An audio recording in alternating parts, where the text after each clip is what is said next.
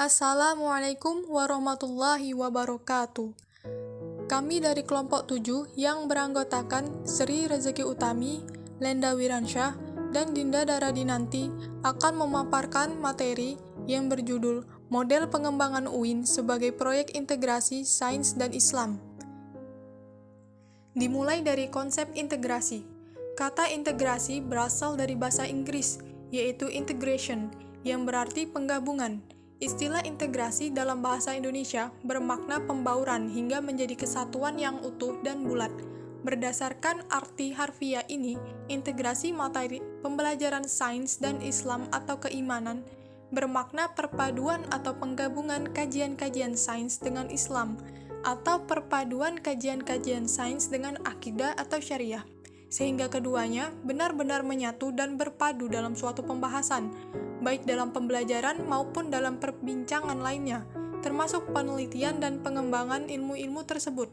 Dengan demikian, pengkajian mengenai sains tidak terpisah dari akidah atau syariah. Begitu pula sebaliknya, kajian-kajian tentang ilmu keislaman tidak dapat terpisah dari pembahasan teori-teori sains. Pada akhirnya, pembelajaran sains selain membimbing peserta didik memahami dan menguasai sains itu sendiri, ia juga bermakna pembelajaran akidah atau syariah bagi mereka. Demikian pula sebaliknya, pembelajaran ilmu keislaman juga bersentuhan dengan sains, paling tidak dorongan-dorongan untuk mengkaji sains. Integrasi seperti yang telah diuraikan di atas tidak saja berlaku pada kajian sains eksak saja, tetapi juga berlaku pada kajian-kajian ilmu sosial. Pembelajaran dan pengkajian ilmu-ilmu sosial juga terintegrasi dengan akidah, akhlak atau syariah. Dengan demikian, mempelajari atau mengajarkan ilmu-ilmu sosial dimaknai pula sebagai mempelajari atau mengajarkan akidah, akhlak, dan syariah. Demikian pula sebaliknya, mempelajari dan mengajarkan ilmu-ilmu keislaman bersentuhan pula dengan ilmu-ilmu sosial. Paling tidak dorongan Islam mempelajari dan mengembangkannya. Berikutnya adalah hubungan sains dengan Islam. Islam sangat mendukung pertumbuhan dan perkembangan sains, walaupun tidak dapat dipungkiri bahwa di kalangan sebagian umat Islam terjadi dikotomi ilmu, sehingga kajian-kajian sains, baik sosial maupun eksakta, dianggap tidak perlu atau dikesampingkan. Namun, dikotomi ilmu bukanlah bagian dari Islam itu sendiri.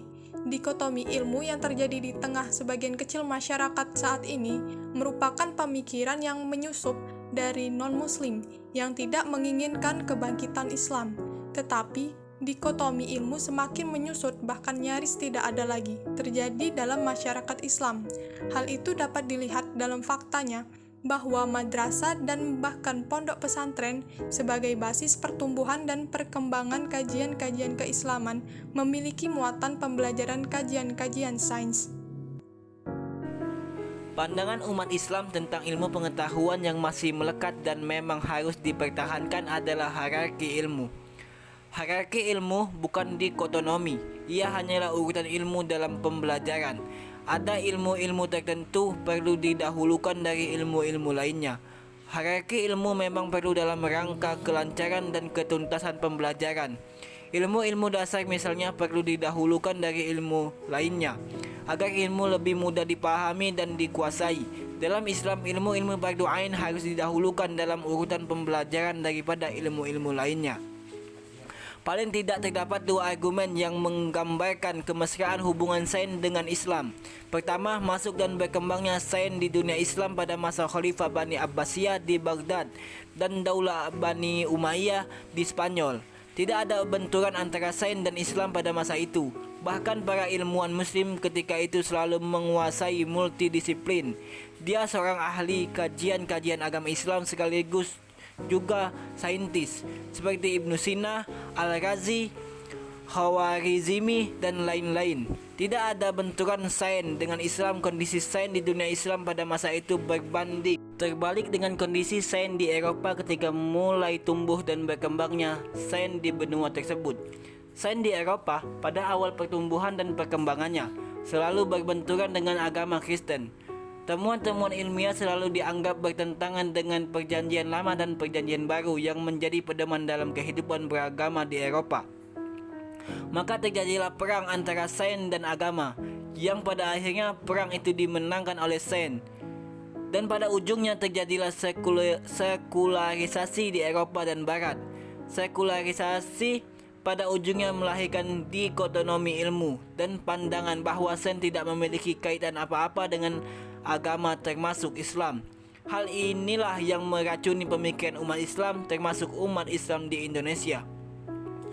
Argumen kedua adalah Al-Quran sebagai kitab suci dan pedoman umat Islam dalam menjalani kehidupannya di dunia ini. Al-Quran tidak bertentangan dengan Sains. Bahkan kitab suci ini mendorong umat Islam atau para pembacanya agar mempelajari alam dan segala fenomena yang terjadi padanya. Alam dan fenomena yang terjadi padanya merupakan objek kajian Sains. Maka hal ini bermakna Al-Quran mendorong umat Islam agar mempelajari Sains. Lebih dari itu, banyak ayat Al-Quran yang memperbincangkan persoalan-persoalan alam yang relevan dengan hasil kajian Sains. Model integrasi. Beberapa model yang dapat dikembangkan untuk integrasi kurikulum dapat ditemukan dari paparan Robin Fogarty 1991. Ia menyatakan terdapat 10 cara atau model untuk mengembangkan kurikulum. Menurutnya, ke-10 model yang ia tawarkan dapat dijadikan sebagai pondasi untuk mendesain kurikulum. Adapun ke-10 model tersebut yaitu 1. Model terfragmentasi, 2. Model terkoneksi, 3. Model bersarang, 4. Model terurut, 5. Model terbagi, 6. Model anyaman, 7. Model ulir, 8. Model terintegrasi, 9. Model terbenam, ke-10 model jaringan. Integrasi adalah pendekatan ataupun proses yang dapat digunakan dalam sektor pendidikan untuk menciptakan generasi madani yang memiliki penguasaan ilmu secara multidisiplin. Nurozmi, Anas, dan kawan-kawan 2013 menyebutkan beberapa model-model integrasi keilmuan, yaitu model IFIAS, model ASASI, model pandangan dunia Islam, model struktur pengetahuan Islam, model Bukailisme, model integrasi ilmu berdasarkan filsafat klasik, model integrasi berdasarkan tasawuf, model integrasi berdasarkan fikih, model ijmali, model kelompok aligar. Model-model integrasi keilmuan seperti yang dipaparkan di atas dikembangkan oleh kelompok-kelompok pemikir dunia Islam. Kelompok tersebut masing-masing memiliki role model ataupun tokoh sentral. Husni Toyyar menyatakan bahwa model Bukailisme menggunakan nama salah seorang ahli medis Perancis, Maurice Bucaille. Teorinya dikembangkan dari buku yang ditulis berjudul La Bible, Le Coran et les Sciences. Proses pembelajaran. Tahapan perancangan pembelajaran harus mengacu pada proses pembelajaran. Yang pertama, perencanaan pembelajaran. Perancangan pembelajaran harus dilakukan secara sistematis, logis, dan terukur, supaya capaian pembelajaran lulusan atau CPL terlaksana dengan baik. Tahapan perancangan pembelajaran minimal sebagai berikut. Mengidentifikasi CPL yang dibebankan pada mata kuliah. Merumuskan capaian pembelajaran mata kuliah atau CPMK. Merumuskan sub CPMK. Analisis pembelajaran, mengembangkan instrumen penilaian, memilih dan mengembangkan metode, model, strategi, memilih dan mengembangkan materi pembelajaran, mengembangkan dan melakukan evaluasi pembelajaran. Yang kedua, capaian pembelajaran mata kuliah. CPL yang dibebankan pada mata kuliah masih bersifat umum sehingga perlu diturunkan kembali. Agar lebih spesifik, maka CPMK dapat dikembangkan lagi sehingga muncul sub CPMK. Yang ketiga, rencana pembelajaran semester. Rencana pembelajaran semester atau RPS adalah dokumen program pembelajaran yang dirancang untuk menghasilkan lulusan yang memiliki kemampuan CPL yang ditetapkan, sehingga harus dapat ditelusuri keterkaitan dan kesesuaian dengan konsep kurikulumnya. Proses pembelajaran harus mencakup karakteristik, perencanaan dan pelaksanaan program pembelajaran serta beban belajar mahasiswa.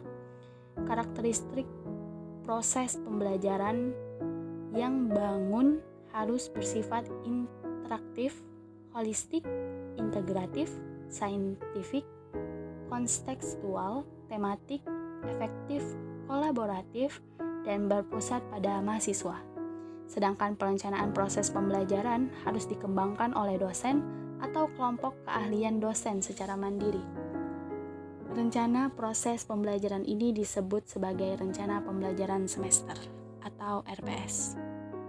Bahan ajar. Penerapan model integrasi dalam pembelajaran di kelas selain berdasarkan RPS yang telah dibuat, maka untuk memudahkan pencapaian kompetensi, maka diperlukan bahan ajar yang menyajikan informasi terkait dengan materi yang diajarkan. Bahan ajar yang dikembangkan sesuai dengan capaian pembelajaran dan materi yang akan diajarkan yaitu mekanisme pewarisan sifat penyajian konten, integrasi sesuai dengan capaian pembelajaran, dan analisis materi ajar sesuai dengan RPS. Maka model yang digunakan adalah model ISA 1 dan ISA 2. Untuk menghasilkan bahan ajar terintegrasi dengan memasukkan model integrasi yang sesuai, maka tahapan yang dilakukan adalah 1. Melakukan analisis kebutuhan bahan ajar, yang kedua menyusun bahan ajar, yang ketiga validasi bahan ajar. Sekian pemaparan materi dari kelompok 7 tentang model pengembangan UIN sebagai proyek integrasi sains dan Islam. Mudah-mudahan bermanfaat. Assalamualaikum warahmatullahi wabarakatuh.